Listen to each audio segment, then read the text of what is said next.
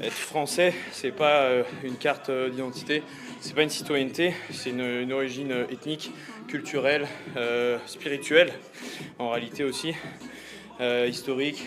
Et donc du coup, peu importe où je mets le pied, j'arrêterai pas d'être français. Voilà, donc ça c'est pour tous les gauchistes qui nous écoutent. Même si vous détestez la France, en réalité vous êtes quand même français.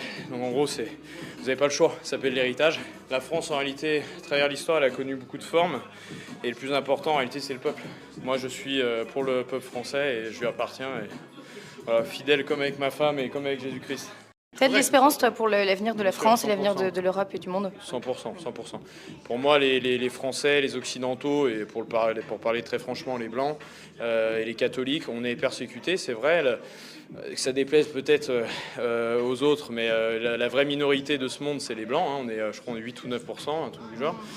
Donc il est temps que les Occidentaux arrêtent d'être faibles et de revenir vers la force qui est quand même la base de notre civilisation, mais la force des justes. On est juste et fort, donc il faut qu'on en reprenne conscience et qu'on redevienne comme ça. Ça, je vais répéter, mais j'adore en fait cette citation de Jean-Paul II qui dit qu'il faut être prêt à revenir comme à l'époque où il y avait Jésus-Christ et ses apôtres. Il faut être prêt à revenir à 12 plus 1, voilà, les apôtres plus Jésus-Christ. Et même moi, si un jour on vient, qu'il n'y a plus que 12 Français, c'est pas grave, je serai toujours là.